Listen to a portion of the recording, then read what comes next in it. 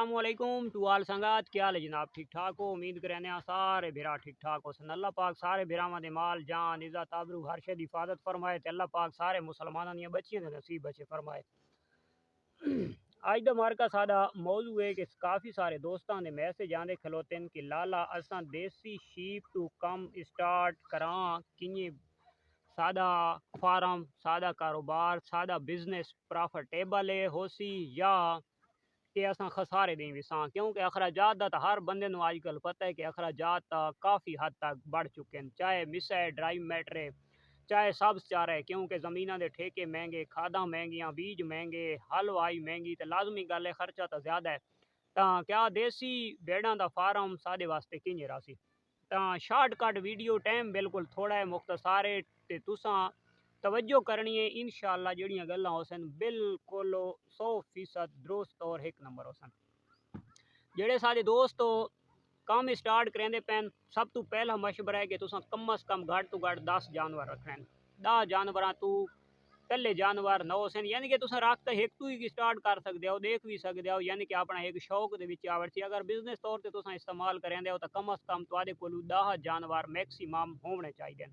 Breed केड़ी होनी चाहिए? भेड़ किसी किस्म की नॉर्मल बेकार ये जियां चारा आ वने, भेड़ हर किस्म की खाती है, लेकिन पाकिस्तान दे विच त्राए ऐसियां ब्रीडां हैं कि जेड़ियां दा रेट थो अप है, यानी कि वो बकरी नाल भी मुकाबला कर सकदियां और दूसरियां भेड़ां तो भी वो हैवी हैं।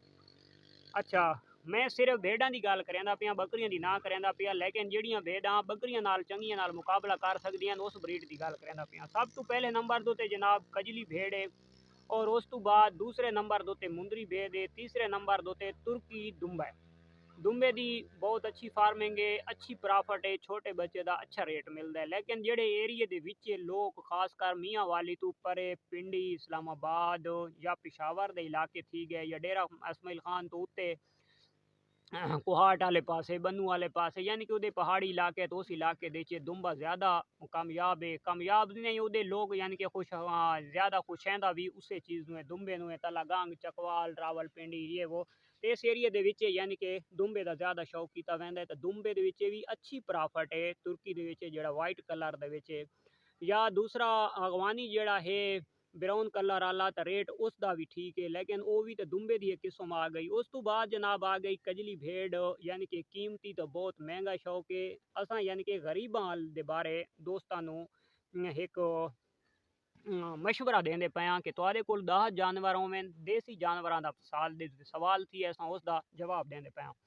प्योर कजली नहीं, तुसां देसी कजली गिननी है, क्योंकि देसी कजली थोड़े थोड़े कान तले काले या बिल्कुल कान वाइट, अखी दे उत्ते निशान, ਤਾਂ ਇਹ ਯਾਨੀ ਕਿ ਇੱਕ ਦੇਸੀ ਕਜਲੀ ਦੇ ਵਿੱਚ ਨਾ ਇਸ ਨੂੰ ਗਿਣਾ ਵੈਂਦਾ ਹੈ, ਗਿਣਤੀ ਕੀਤਾ ਵੈਂਦਾ ਹੈ। ਅੱਛਾ, ਉਸ ਤੋਂ ਬਾਅਦ ਬਰੀਡਾਂ ਤਾਂ ਹੋਰ ਵੀ ਕਾਫੀ ਸਾਰੀਆਂ ਥੀ ਗਈਆਂ, ਦਮਾਨੀ ਥੀ ਗਈ, ਲੋਈ ਥੀ ਗਈ, ਥੱਲੀ ਥੀ ਗਈ, ਤਾਂ ਇਸ ਕਿਸਮ ਦੀਆਂ ਹੋਰ ਕਾਫੀ ਸਾਰੀਆਂ ਬਰੀਡਾਂ, लेकिन असां एक चंद एक जानवरां दे उत्ते मुश्तमिल असां वीडियो बनाते पे ताकि किसी दोस्त नू समझ बेहतरीन आ वने।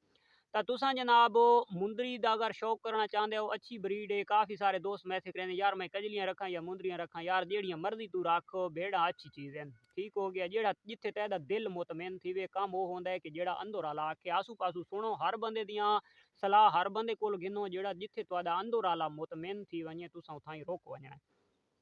अच्छा, उस तो बाद मुंदरी का अच्छा शौक है, कजली का अच्छा शौक है, तो जेड़े एरिए दे विच दुम्बे चलते पैन उस इलाके दे विच वो भी कजलियां शजलियां सारे आले पासे। हाँ, दिल आला मन गया तो वखरी गल है, शौक किथाई तो किथाई लोग करेंदा पिए, वरना अगर तुहाडे कोल दुम्बे तो ठीक है, तो रेट भी अच्छा मिलता पिए, शौक ही उस एरिए दे ज्यादा है तो ठीक है करो।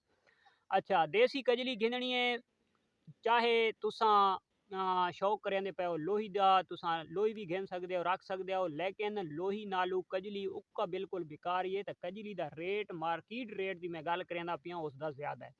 अच्छा, उस तो बाद लोही जितनी भी होवे पई, मुंदरी नॉर्मल भी होवे तो मुंदरी दे बच्चे का रेट लोही दे बच्चे तो ज़्यादा है। एक इख्तलाफी राय किसी दोस्त की हो भी नहीं सकती, कुदरती गल है, जी शायद ट्रेंड चलता पे होंदा तो वह चीज़ ही डाढ़ी होंदी है। उस तो बाद लोही जितनी भी अच्छी हो वने या उसके नाल रलदियां मिलदियां या दमानी जितनी होवे तो दुम्बे का लाजमी गल है उस तो रेट हैवी है छोटे बच्चे का। तो लाजमी गल है जिसले प्रोडक्ट महंगी विकसी फैक्ट्री दी तो फैक्ट्री तो कामयाबी वाले पास ही वजना है, वो लेबल तो अच्छे ही लगने। अच्छा 10 जानवर गिनने चाहे तुसा दा करेंदे आओ मुंदरी दा शौक करेंदे पे आओ ट्रेंड वाली वीडियो में बनांदा पिया, या तुसा दुंबे दा शौक करेंदे पे आओ नॉर्मल गिनो खैर कोई मसला नहीं है। ते कजलियां दा शौक करेंदे पे आओ तो नॉर्मल तुसा कजलियां परचेज कर गिननियां। जेड़ा बिजनेस तौर दे फार्म दा नाम देवना चाहिए तुहाडे कोल 10 जानवर कम अज कम होने चाहिए।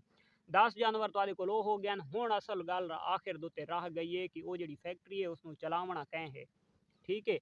ਉਹਦੀ ਪ੍ਰੋਡਕਟ ਅੱਛੀ ਕਿਹੜੀ ਚੀਜ਼ ਦੇ ਉੱਤੇ ਆਸੀ ਤਾਂ ਉਸ ਨੂੰ ਅਸਲ ਜਿਹੜੀ ਤਾਂ ਪ੍ਰੋਡਕਟ ਜਿਹੜੀ ਆਵਣੀ ਹੈ ਜਿਹੜੀ ਚੀਜ਼ ਦੇ ਉੱਤੇ ਉਹ ਅਸਲ ਤੁਹਾਡਾ ਸਰਮਾਇਆ ਹੈ ਤੁਹਾਡਾ ਬਰੀਡਰ ਤੁਸੀਂ ਅੱਛਾ ਪਰਚੇਜ਼ ਕਰਨਾ ਹੈ ਆਪਣੇ ਇਲਾਕੇ 'ਚ ਮਿਲੇ ਚਾਹੇ 4 ਕਦਮ ਫਿਰਨਾ ਪਵੇ ਚਾਹੇ ਯਾਰ ਦੋਸਤਾਂ ਨੂੰ ਆਖਣਾ ਪਵੇ। अच्छा वत बरीडोर घिनण वाले लोग सादे ना घीचड़ियां घिनण लग वेंदे हन, महसूस ना कराए मेरियां गल्लां ओ सीधियां ते खरियां ते सादियां गल्लां। ते 10 भेडां 30,000 रुपए तुसा औसतन लाओ, 28 30 32 34 35 33 यानी कि 30,000 रुपए तुसा औसतन लाओ। 10 भेडां तुहाडियां 3 लाख रुपए दियां थी वैसन। तुसा यार कमो से कम जेड़ा ना घट तो घट कोशिश करो लाख रुपए तक बरीडोर गिनो। उक्का यानी कि नाव गिन सकते ना तो लाख तक कमो से कम होना चाहिए।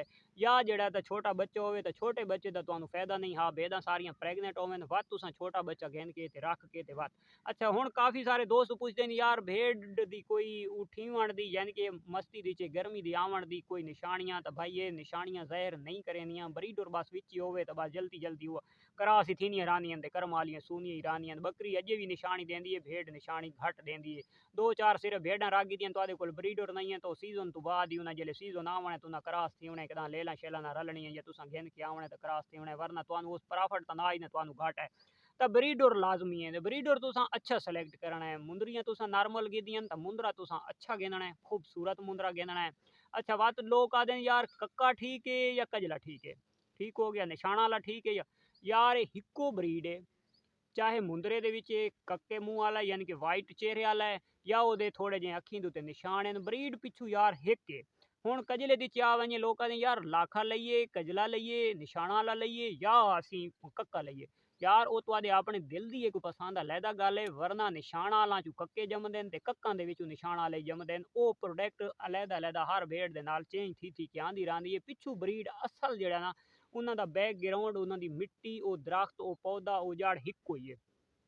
उस तो बाद आवड़ते हैं दुंबे वाले पासे जेडे बिरा नॉर्मल दुंबियां घिनन चा ब्राउन कलर दियां या थोड़ियां पीलियां रत्तियां या वाइट दे विच नॉर्मल घिनन चा तो उन्हें जनाब तुर्की अच्छा ब्रीडर घिनना है। चंगे पैसे भरने नो चंगा सोना हाइट लेंथ वाला बच्चा घिन के तुसा विच ब्रीडर छोड़ना है और बिल्कुल प्योर वाइट कलर का छोड़ना है ताकि तुहाडे बच्चे अगर अबलाखी विच जम पवन तो वो भी अच्छे रेट दे सेल थी वजन। ठीक हो गया। कजलियां रखेंदे पे तुसा नॉर्मल तो उन्होंने तो ब्रीडर तुसा अच्छा गिनना है। कक्का गिनो निशाना वाला गिनो लेकिन अच्छा जानवर गिनो। अच्छा किदाऊँ अगर तुहानू ऐबदार जानवर मिलता पे बशर्ते है कि इन्हों के कन वधे होने को कन खराब है तो कन कप्पो है या वो लत थोड़ा टेढ़ा थी वधे। मेन मकसद है तुहानू ब्रीड नाल अगर वो क्रॉस करेंदा वधे तो वो जो सेबत जानवर उसी 2 लाख रुपए का तो वो जो लंगड़ा उसी तुहानू लाख रुपए दी मिल वजना है। सेब ते भी भेडां क्रॉस करनियां उस भी भेडां क्रॉस करनियां तो वो तुहाडी कीमत नहीं भी जांदा और कितने अरसे तक तुसा खुराक अच्छी देंदे रहो वो तुहाडी जनाब भेडां बनांदा रही क्रॉस करेंदा रही। तुहाडा ब्रीडर अगर अच्छी ब्रीड देवन लग गए सब तो बेस्ट है तुसा में जाओ नहीं अगर सेल ही करे सो जेड़ा तुसा लाख खान बरी वधे सो इतना दा वातो अगा बात भी कहें ब्रीड वाले तुहाडे कोल गिन गिनना है। तो ये है जनाब कहानी नॉर्मल शौक the normal breed the. Video थी पई है लंबी वीडियो का करने इख्तिताम क्योंकि मेरे को अपलोडिंग का बहुत बड़ा मसला है इतने बहुत वही प्रॉब्लम है मेरे को सर्विस का। तो मिलते हैं इंशाल्लाह नेक्स्ट वीडियो दी तब तक देसो इजाजत अल्लाह हाफिज़।